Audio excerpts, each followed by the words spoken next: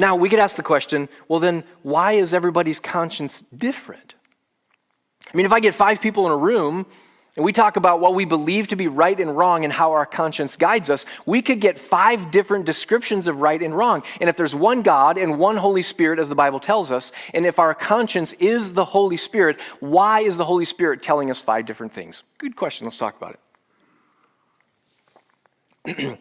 I believe our conscience, what any one person would tell you is their inner sense of right and wrong, our conscience is a collection of all the different voices and influences around us that give us moral guidance. If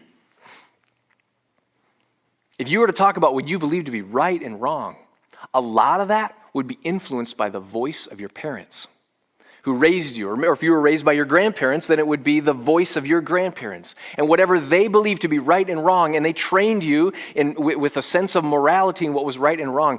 And a lot of our conscience of what we believe to be right and wrong has been influenced by our parents.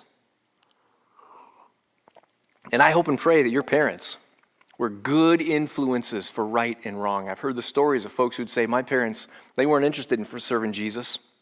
They did their own thing. And my parents, when it came to morality, they almost set me up for failure because they told me things were right that were actually wrong and things that were wrong that were actually right. And after a long, hard process, God reformed my conscience to bring it in line with His truth of what right and wrong.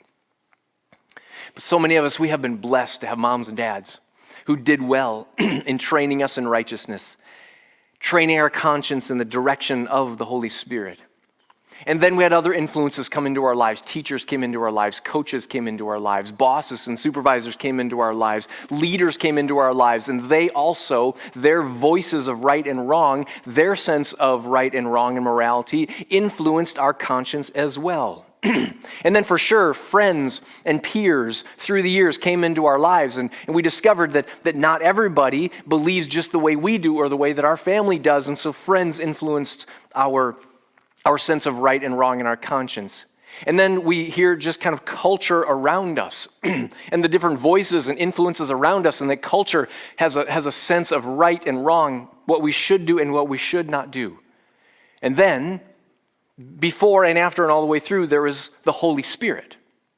And so our conscience, our sense of right and wrong, really is this large group of voices that include our parents, teachers, leaders, culture, and the Holy Spirit. And all these voices are competing for our attention. And really the question is who we're going to listen to.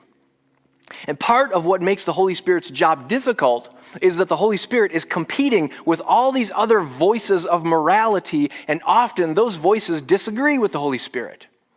So much so that when Jesus, telling his disciples about the Holy Spirit, he says this in John chapter 14, verse 17.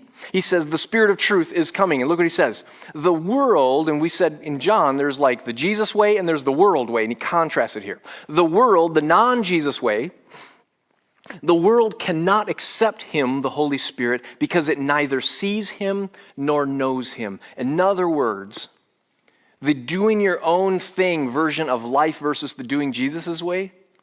The doing your own thing, the world can't hear the voice of the Holy Spirit because folks who are doing their own thing have silenced the Holy Spirit in favor of all the other voices speaking morality in their lives. And so, here's how we can sum it up. God's original good plan was to give every one of us the gift of a conscience, the voice of the Holy Spirit. But you and I, in our pride and our selfishness, we've made a mess of it. And we've silenced the voice of the Holy Spirit in favor of other, more convenient, more fun voices. Part of spiritual growth, a huge part of spiritual growth that lasts our entire lifetime, is to learn to listen to the voice of the Holy Spirit and to recognize and accept the voice of the Holy Spirit as the authority for your conscience. And I believe that people who are living their full potential in Jesus Christ are the people who are actively listening and obeying the voice of the Holy Spirit as their conscience as a gift from God.